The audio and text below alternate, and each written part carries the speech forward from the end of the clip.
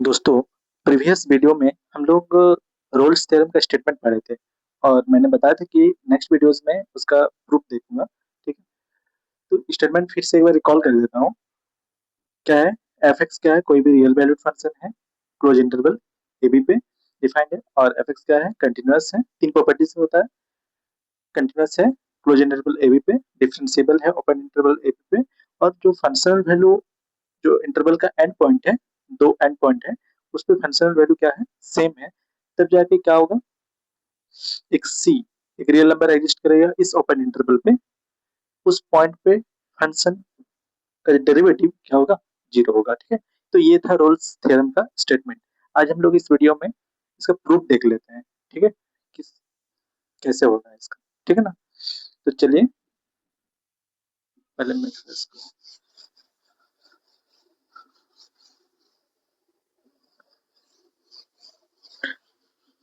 ठीक है, देखिए, अगर मान लीजिए फंक्शन कांस्टेंट है। फंक्शन क्या है? मान लीजिए फंक्शन क्या है? कांस्टेंट है। किसमें? In closed interval A to B. ठीक है, फंक्शन अगर कांस्टेंट है तो ये कांस्टेंट फंक्शन क्या होता है? कंटिन्यूअस भी होता है, डिफरेंशिएबल भी होता है, और उस पॉइंट पे डेरिवेटिव भी क्या होगा? जीरो होगा ना। कि कोई भी पॉइंट, मतलब इसको इंटरवल के सारे पॉइंट पे डेरिवेटिव क्या होगा? जीरो, क्योंकि फंक्शन क्या है? कांस्टेंट है। ठीक है, F X equal to zero for all X belongs to open interval A to B. ठीक है, इस सारे पॉइंट पे वैल्यू क्या होगा? जीरो होगा, अगर फंक्शन कांस्टेंट हो गया। अगर फंक्शन कांस्टेंट नहीं है तब क्या करेंगे? फंक्शन क्या है? कांस्टेंट नहीं है। ठीक है ना, तो ग्राफ बनाते हैं। देखिए, फंक्शन अगर कांस्टेंट नहीं है तो या तो फंक्शन क्या होगा? ये ए है, ये बी है। ठीक है, फंक्शन अगर कांस्टेंट नहीं है तो फंक्शन क्या होगा? या तो इंक्रीज होगा एक पॉइंट से, फिर से डिक्रीज होगा, या फिर पहले डिक्रीज होगा एक पॉइंट के बाद फिर से इंक्रीज होगा, इस तरह से मिलेगा। ठीक है, तो पहले वाला केस हम लोग करते हैं। क्या करेंगे? मान लीजिए कि ये एफ ए है और ये एफ बी। ठीक है, तो मान लीजिए कि पहले क्या हो रहा है? Function increase. ठीक है, और यही जो पॉइंट है वो सी पॉइंट मिलने वाला है। ठीक है ना, ये जो पॉइंट मेरे को सी मिलेगा, यही उस पॉइंट। तो इस पे क्या होगा? ये क्या है? F A. ये क्या है? एफ बी है। ठीक है, और ये पॉइंट क्या है? ये एफ सी। ठीक है, ये सी पॉइंट है। और सी से लेफ्ट साइड में कर लेते हैं सी माइनस एच। एच बहुत ही स्मॉल है। ठीक है, और राइट साइड में क्या लेते हैं? सी प्लस एच लेते हैं। ठीक है, तो इस पे फंक्शनल वैल्यू क्या आ जाएगा? F of C minus H. और फंक्शनल वैल्यू क्या आ जाएगा? F of C plus H. ठीक है, इतना क्लियर?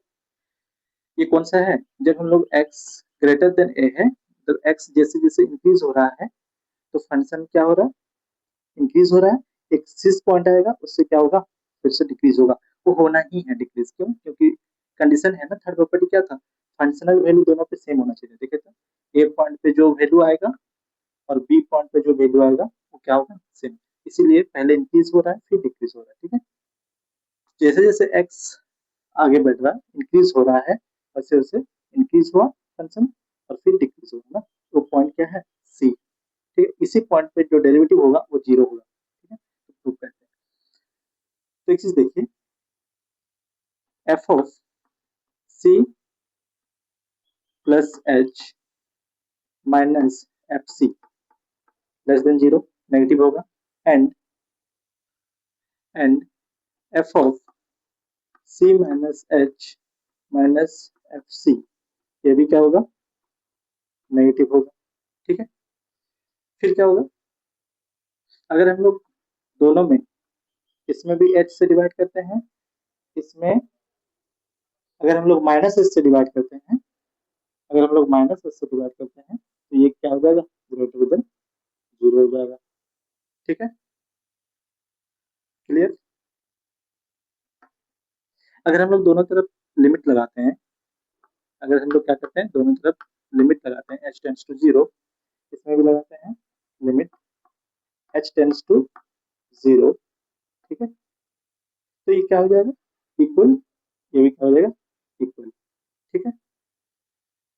मान लेते हैं कि दोनों का लिमिट जो है वो इक्वल नहीं है, ठीक है। मान क्या लेते हैं कि दोनों का जो लिमिट आएगा वो इक्वल नहीं है। बस समझना, अगर इक्वल नहीं होगा तो left hand derivative eight c is not equal to right hand derivative at c, equal नहीं होगा। और अगर left hand derivative eight c और right hand derivative eight c अगर इक्वल नहीं हुआ तो c पॉइंट पे डिफरेंशिएबल नहीं होगा फंक्शन। और अगर डिफरेंशिएबल नहीं होगा, जो सेकंड वाला प्रॉपर्टी था, क्या बोलते हैं सेकंड वाला प्रॉपर्टी, सेकंड वाला प्रॉपर्टी ये था ना कि फंक्शन जो होगा वो open interval A to B पे क्या होना चाहिए, डिफरेंशिएबल होना चाहिए। बट अगर लेफ्ट हैंड डेरिवेटिव और right hand derivative at C अगर इक्वल नहीं आया, इसका मतलब सी पॉइंट पे डिफरेंशिएबल नहीं है फंक्शन। और सी पॉइंट पे अगर डिफरेंशिएबल नहीं है, इसका मतलब क्या आ गया, कॉन्ट्रडिक्शन आ गया, कॉन्ट्रडिक्शन, ठीक है। ये क्या कर दिया, कॉन्ट्रडिक्ट कर दिया, बस ना। तो इसका मतलब क्या है, इसका भी लिमिट 0 और इसका भी लिमिट 0, और ये क्या है, ये डेरिवेटिव का ही डेफिनेशन है एट सी पे, ठीक है। तो इसका मतलब f dash x at c equal to 0, ठीक है। आई थिंक आपको ये क्लियर हुआ होगा, ये रोल्स थ्योरम का प्रूफ, ठीक है। और thank you and all the best.